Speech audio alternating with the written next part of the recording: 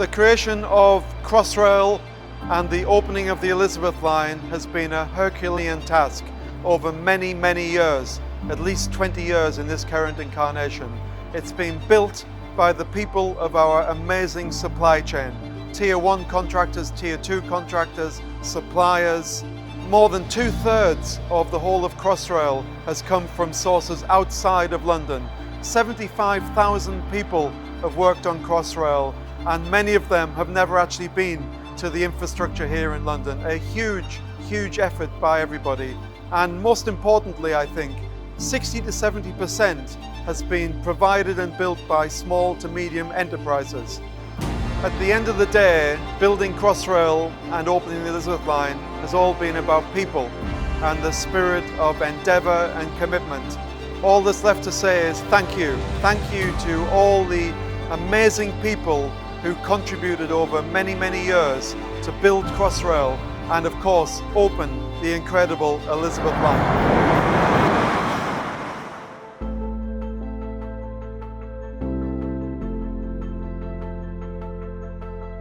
Langerock played a huge part in the construction of the Elizabeth line. From the early days, we were involved in some of the enabling contracts, enabling works at Farringdon Station, building a station box at Canary Wharf, and then more recently, Langerock have built 3 of the 9 new stations at Custom House, Tottenham Court Road and at Liverpool Street, and it's been a huge privilege to work on the programme.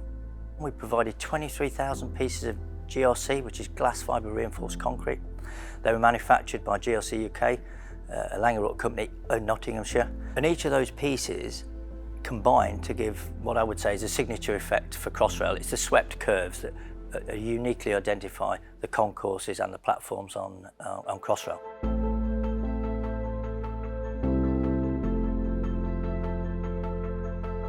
I was lucky enough to be involved in all of Costain's projects right across the Elizabeth line, so from delivering stations to the system-wide contracts and then looking after the programme overall. There wasn't an easy day to come to work, but probably one of the biggest technical challenges was when I was working at Paddington Station and we excavated to the bottom of the box and we found a problem with the piles, and it was a phenomena that had rarely been seen in the UK or even around the world, and at the time it was almost felt like an insurmountable problem. But it was a really good example of where the supply chain coming together with the Crossrail engineering team could actually sort of put their intellect together and actually come up with a solution that was workable for everyone in a really practical way forward.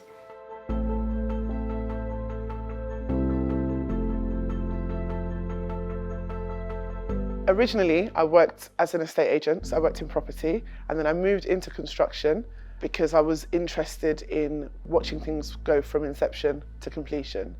Working on the Elizabeth line at the time meant to me a career, experience, both at the same time with a really good qualification. Now what it means to me is being able to tell my children that I was a part of that. And for that, I'm really grateful.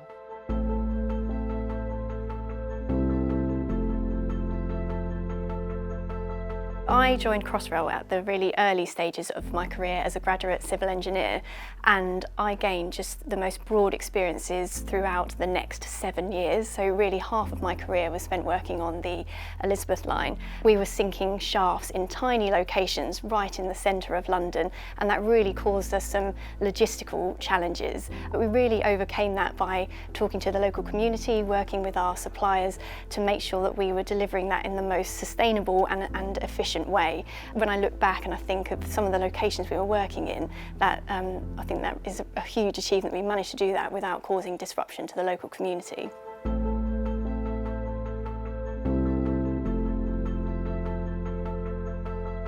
I think our legacy is what we've done around young talent. Construction is still a people business. We're very keen to drive that home in Ferrovial. You know, we've been a big push on apprenticeships, and obviously BFK is no exception. I think we had over 60 apprenticeships on this programme. We had a large number of graduates, the local community, and I think that for me is probably the nicest legacy that we've left.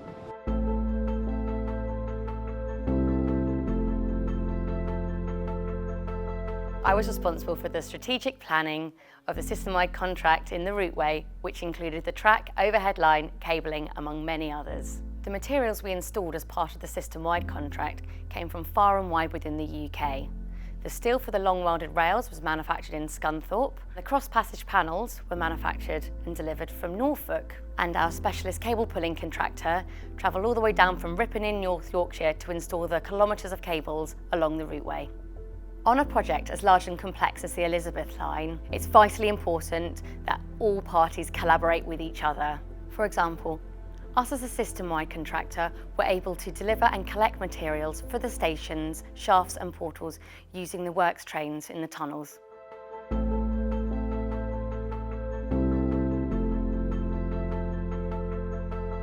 Our company was responsible for the design, installation and commissioning of the platform screen door system that can be found within the central section, from Paddington all the way through to Woolwich. During the project we faced many issues that we had to overcome, such as how to design and install on curved platforms whilst ensuring the gaps between the train and the platform screen doors were kept to a minimum.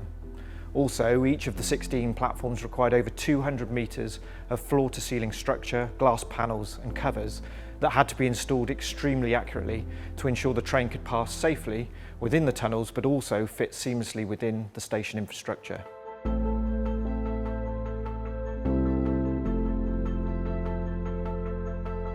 We were approached by Crossrail back in 2015, and there were two specific fixtures that they wanted us to consider developing and manufacturing for them.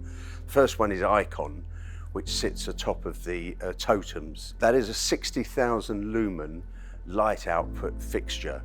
The other product that we developed was the plinth, and that sits between the escalators. There are other major infrastructure projects which we're now getting slowly involved with because of the expertise we proved in this. And it's allowed us to employ more people in our research and product development division. So for us, Crossrail has had a major impact.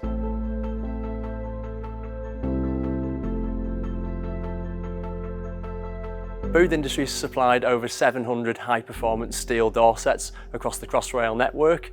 Our doors can be found at platform level, such as ones to my left, in the tunnels, portals, shafts and the head houses. Booth Industries have been involved on the Crossrail project for over 6 years. During that time, it's led to stable employment for people in the Bolton and surrounding areas. It's also led to the creation of new jobs and apprenticeships. Being a key supply chain partner on the project has allowed us to go on to win further work in the infrastructure sector.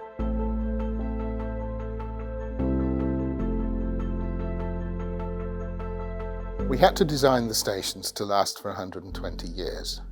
And the basic structure is all reinforced concrete, and engineers like us are very confident that reinforced concrete will indeed last for 120 years. But there are things in the stations that have to be maintained and replaced. For example, these huge panels behind me, if one of these has to be replaced at any point during the 120 years, if you tilt it in the right direction, it will actually fit through the gap in the screen doors and it's able to be taken out or brought back by train.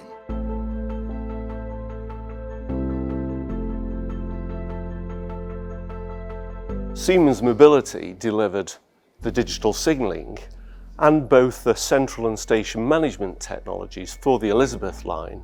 From a signalling perspective, it's important that the mass transit system that we supply interfaced correctly with the main line either side of the central section. Our system linked up with 30,000 or so connections in the central section alone. All of these systems were brought together virtually before going onto the railway.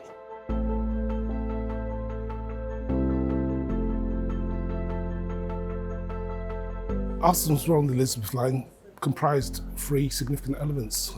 The train itself, where it was designed and built in Derby. The depot, which is a state-of-the-art facility built from scratch in Old Oak Common, where we'll be supporting the maintenance of the trains over the next 32 years. And also, as part of the ATC consortium, Alstom delivered the fit-out of the tools, including overhead line, power and track design.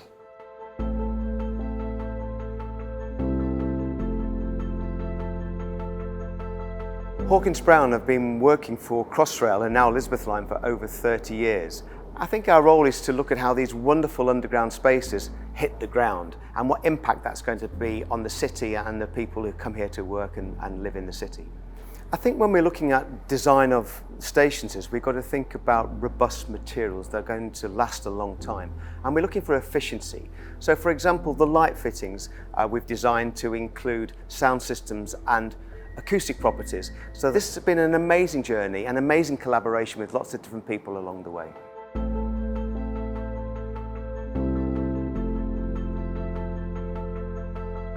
It was such an exciting thing to be working on a construction site in the middle of Europe's busiest shopping street.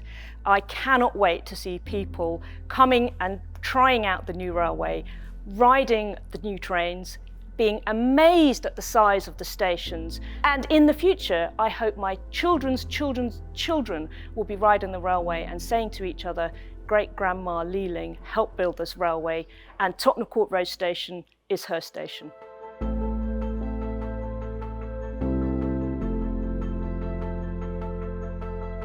So we've installed lots of really complex systems that will need to be maintained, supported for years, even potentially for decades. So the supply chain will continue to play a really, really big part in making the Elizabeth line the success it is. Obviously, I feel a real sense of pride in being part of a team that's brought the Elizabeth line to where it is today, living, breathing to life for our customers.